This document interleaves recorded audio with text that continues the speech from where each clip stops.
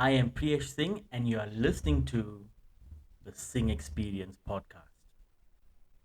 Now, this is episode one of the Sing Experience podcast, and, and it's going to be one out of many in the series.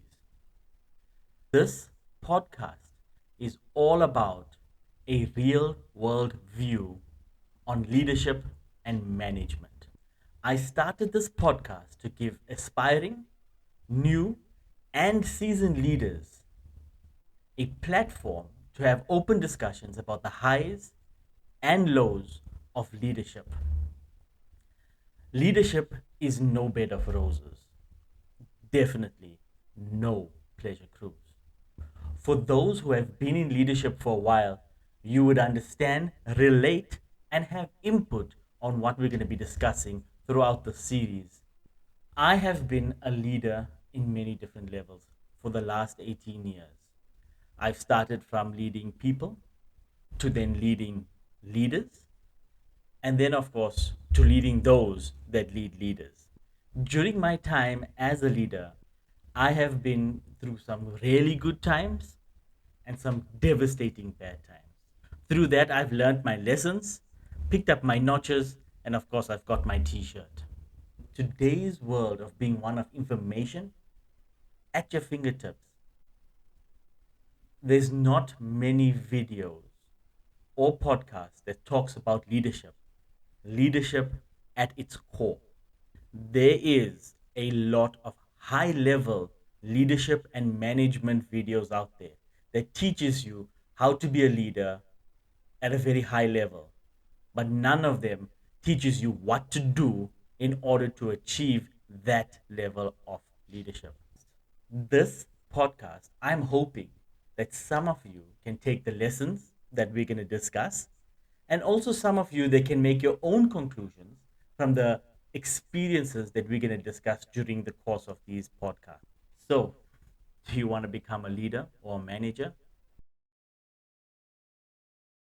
Let's first define what is a leader in the actual sense. What is a leader or what is a manager? Now, I know leadership and management is two different things, and people are going to come through on the comments and tell me this.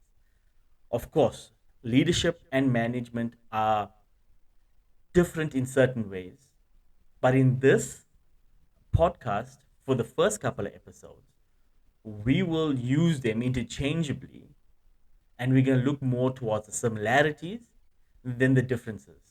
In later episodes, we'll then distinguish the difference between leadership and management, but at its core, there are a few levels of leadership and management that we will discuss. Let's define the leadership and management levels, and we're going to be talking about leadership and management within a business, a corporate, or private company. The first level leadership, we call them first line managers, first line leaders, supervisors, and so forth, are those individuals that are leading or managing people or employees that do the actual work. Managers, leaders of second line or second level, senior leaders, senior management, are those who are managing those managers that manage the people or the employees that actually do the work. And then, of course, you got your executive management or your complete senior management, and they're more in charge of strategy as well as leading those that lead first level management.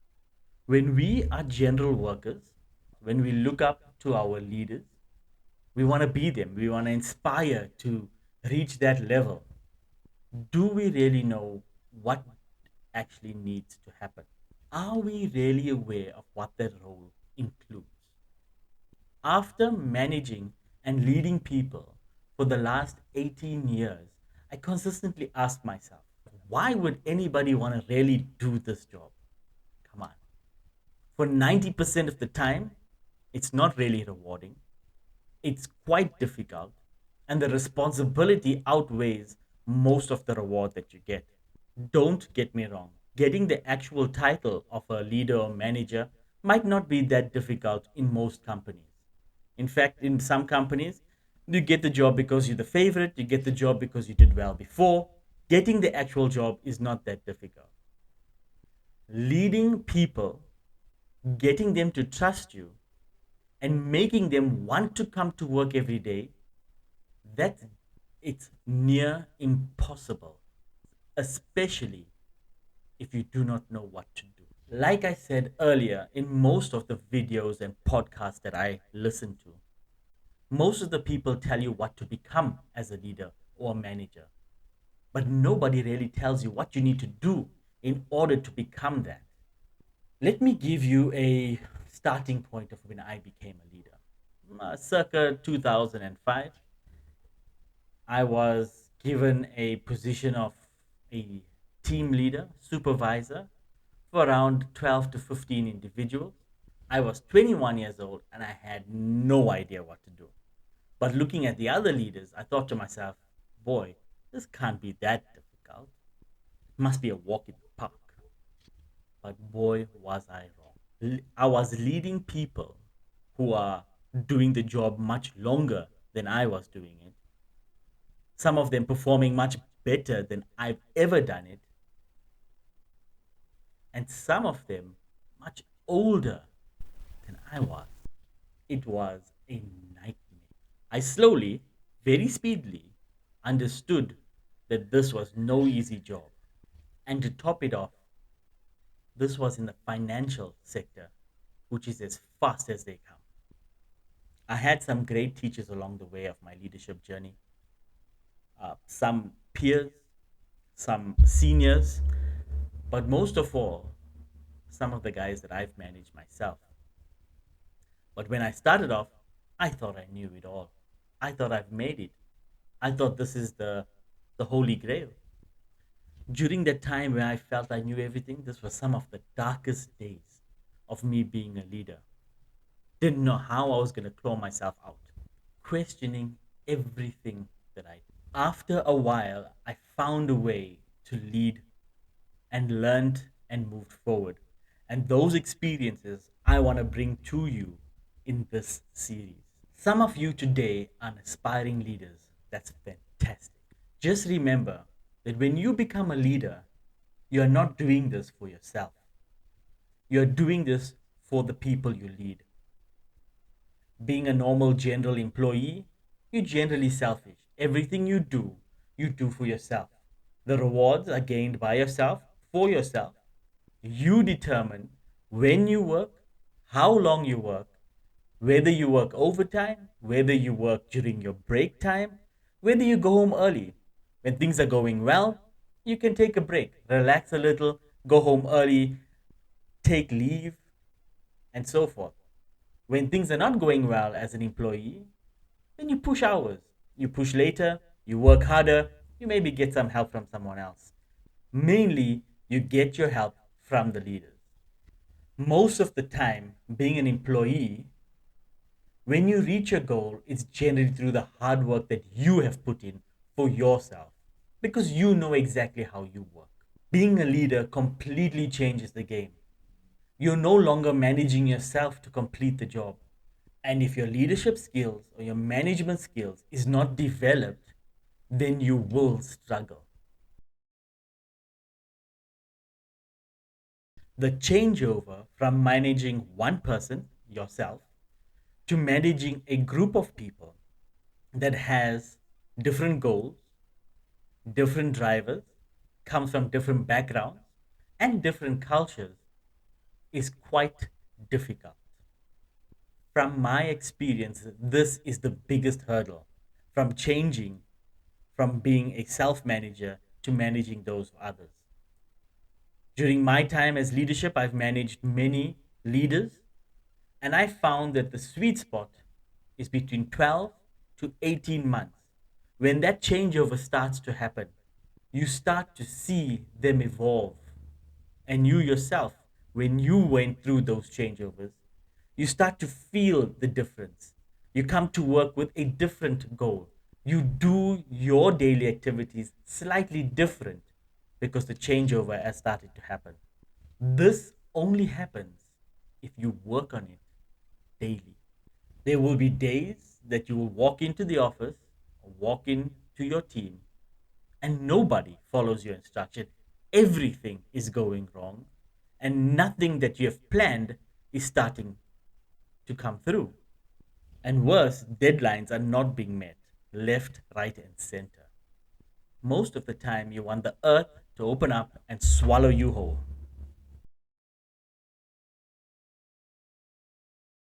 I have seen so many leaders start enthusiastically, understand exactly what they want and what goal they want to achieve. But the process is extremely long and extremely slow. It's not an overnight thing and it's not a switch that you can switch on. Give you an example. A high performing employee that becomes a leader. The biggest issue is that just yesterday, that person was on top of the world. Everything they touched turned to gold. Everything they did worked. You were the best of the best. And today, it seems as if you're in the bottom of the barrel compared to these experienced leaders around you. And the law of becoming the top performer again as an employee, getting the spotlight back on you, and performing day in, day out, instead of this never ending, instead of this never ending failure after failure that leadership can get you. In my opinion, this is one of the biggest reasons that leaders stop becoming leaders.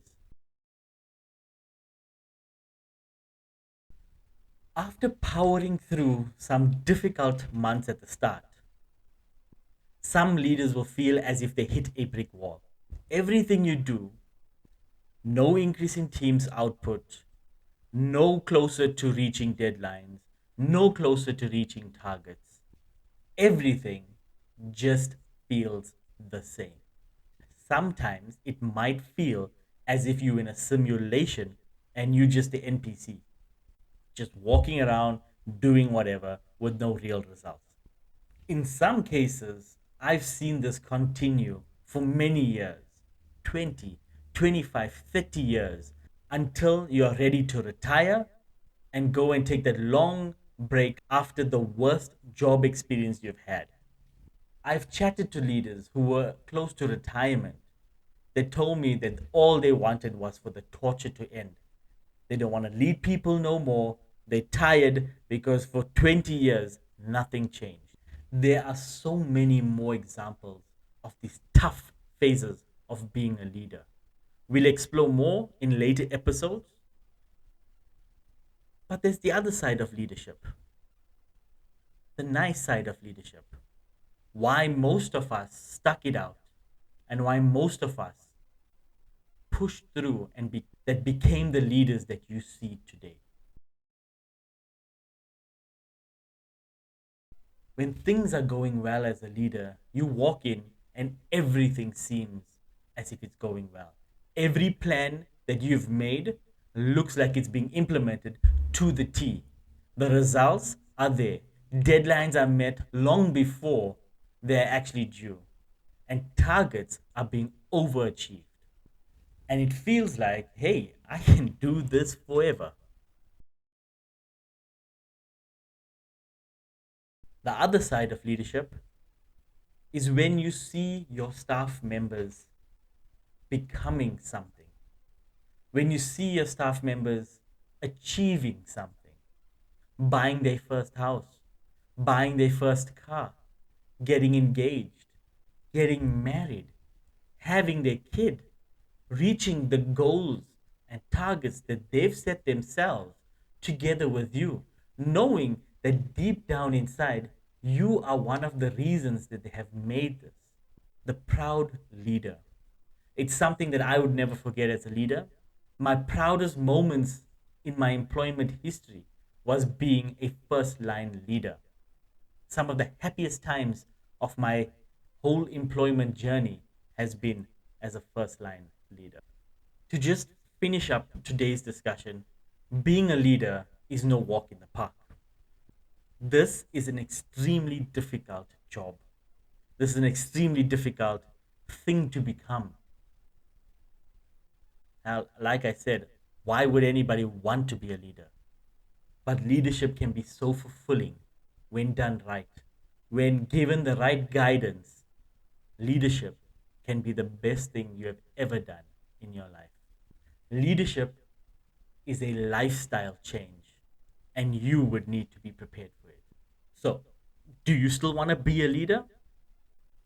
Then follow me and let's do this together. Let's walk the step of leadership together. For those who have been a leader for a while, there's a lot of input that you can add. For those who are just starting off a leader, there's a lot of experiences that we would like to share. And for those people who are wanting to become a leader, you will learn a lot. You will get your mindset ready for this extremely tough but fulfilling role. Like and subscribe. Please comment below some of your questions, some of your experiences, and let's see how you have overcome them.